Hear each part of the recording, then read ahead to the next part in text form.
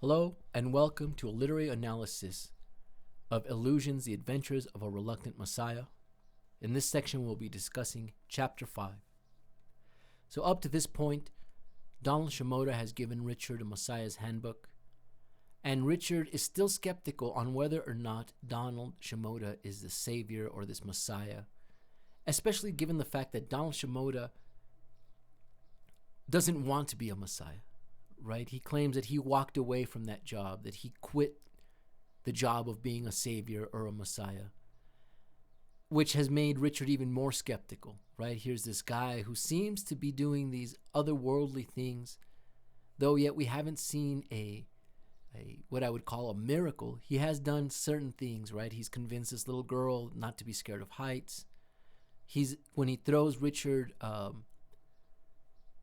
tools for working on his airplane, they seem to float in the air. But still, Richard's very skeptical. And at the beginning of this chapter, either as a way of testing Donald, or maybe because Richard was scared and kind of wants to get away from him, he decides to land his airplane, which is a much smaller airplane than Donald Shimoda's airplane, on the small field, because he knows that it'll be impossible for Donald to land his larger airplane on 100 feet of grass. And yet somehow Donald Shimoda does. And Richard is astonished by this. How can this be? You can't land an airplane that big on such a small space to land it. And as he's about to question Donald Shimoda on this, a couple of boys come up and they're asking for rides. So Richard is yelling across, how did you do this, right? How did you land that here? And Donald Shimoda turns to him and winks and says, magic, right? So I'm going to read a section from here. It's on page 55. And this is where he's asking him, how did you do it? How did you do it? And he won't accept the fact that Donald said it's magic. And so Donald turns to Richard and says, Richard, do you want to know the answer to floating wrenches in the air and healing all sickness and turning water into wine and walking on the waves and landing travel airs on 100 feet of grass? Do you want to know the answer to all these miracles? To which Richard replies, I felt as though he had turned a laser on me. I want to know how you landed here. Listen, he called across the gulf between us. This world and everything in it, illusions. Richard, every bit of it, illusions. Do you understand that? There was no wink and no smile, as though he was suddenly furious with me for not knowing long ago. And I think that that's very interesting that Donald Shimoda comes and says this, right? We're living in a world of illusions. Recently, if you've been keeping up with the news on Elon Musk, he, on the Joe Rogan podcast, claims that we might be living in a simulation. And the reasoning behind this is that if you look at video games and the world that we live in, we're becoming more and more connected with this virtual world. You get on social media and your friends who you know are at home on a couch right now have pictures of themselves at a beach, are having the greatest times of their lives. And we've almost created this sort of virtual environment in which the world is much brighter, much more beautiful than it actually is, right? Oh, look at how lovely vacation time I'm having. I'm here at the beach. And you know them personally, and you know that they're at home. But online, wow, what a great life they're living. Back home, it's all falling apart, right? And the idea is that eventually we're going to come to a point where we're living a lot of our lives, most of our lives, on that virtual space. And when that happens, we will be living in the simulation. Perhaps the idea being that we're in that simulation right now and we just don't know it, right? Very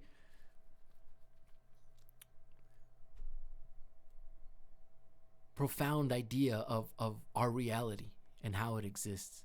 And if you go online and look it up on YouTube, there's all kinds of videos trying to proof. I think they're titled actually "Proof That We Live in a Simulation." And it's all kinds of videos of people disappearing out of thin air, or people all saying the exact same thing at the same time. All kinds of things, right? So you can go and look this up and see what you think, come to your own consensus on this. But what Donald Shimoda is telling Richard is that this whole world is an illusion. And if so, then who is creating this illusion? Which we come to find out a little bit, a little bit deeper into the book. So, of course, Richard is kind of taken back by this. And he tries the thing that Donald Shimoda suggested him doing in the previous chapter, which is if you have a problem, an idea, or some kind of question, think about it for a little bit and open up the book. And Richard opens up the Messiah's Handbook. And this is what the Messiah's Handbook tells him. There's no such thing as a problem without a gift for you in its hands. You seek problems because you need their gifts. And like I mentioned earlier, maybe that's true. Maybe some of us like the drama of life, and we do that because we're searching for solutions to these issues that we have.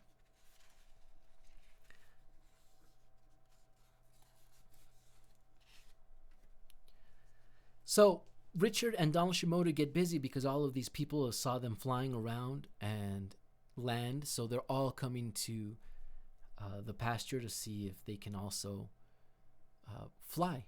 And they start flying people. And they get really busy at this point. And then this guy comes in a wheelchair, right? And this is on page 60.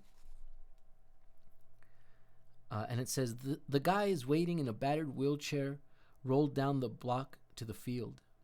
He was kind of smashed down and twisted in the seat as if by some high-gravity force. But he was here because he wanted to go flying. There were other people around, 40 or 50, some in, some out of their cars, watching curiously how Don would get the man from the chair into the plane. He didn't think about it at all. Do you want to fly? The man in the wheelchair smiled a twisted smile and nodded sideways.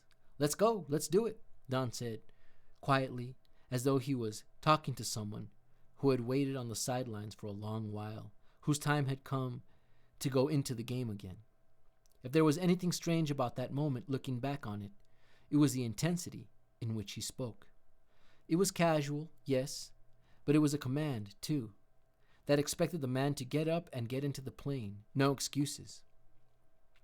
What happened then, it was as if the man had been acting and finished the last scene of his crippled, invalid part. He looked staged. The high gravity broke away from him, as though it was never there. He launched off the chair at a half run, amazed at himself and toward the travel air. I was standing close and heard him. What did you do? He said. What did you do to me? Are you going to fly or not going to fly? Don said. The price is $3. Pay me before we take off, please. I'm flying, he said, and Shimoda didn't help him into the front cockpit the way he usually helps his passengers. The people in the cars were out of their cars, and there was a quick murmur from the watchers, and then shocked silence. The man hadn't walked since his truck went off a bridge 11 years before. Like a kid putting on a bedsheet wings, he hopped to this cockpit and slid down into the seat, moving his arms a lot, as though he had just been given arms to play with. Before anybody could talk, Don pressed the throttle and the travel air rolled up into the air, steep turning around the trees and climbing like fury. Can a moment be happy and at the same time terrifying? There followed a lot of moments like that. It was a wonder at what could only be called a miraculous healing to a man who looked like he deserved it. And at the same time, something uncomfortable was going to happen. When those two came down again, the crowd was a tight knot waiting.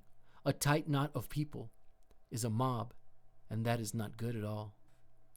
Minutes ticked away, eyes bored into that little biplane flying so carefree in the sun. Some violent thing was set to go off. So we see here perhaps what would be considered Donald Shimoda's first miracle. He heals this crippled man, tells him, and he doesn't do this, elaborate praying on him or anything like that. He just tells him, get up, come on, let's get in the plane. And the guy pops up like nothing, like he had never been hurt before, right? Amazed. It says, playing with his arms like it's the first time he's had arms, And yet this, instead of bringing this joy and this happiness and this great sense of like, wow, look at what this guy just did, Richard is scared.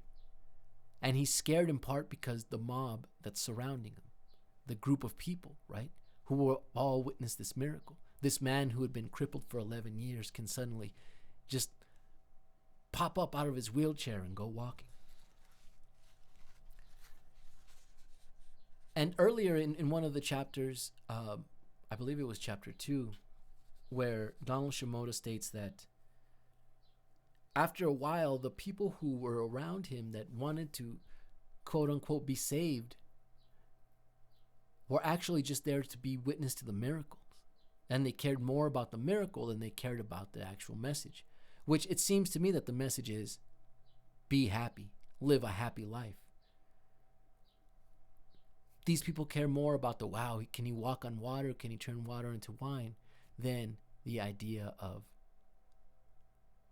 being happy. And for some reason, this has scared Richard tremendously. And his own response is he leaves. He flies away. He doesn't want to be there when Donald comes back. And so I'm going to read the last section of this chapter.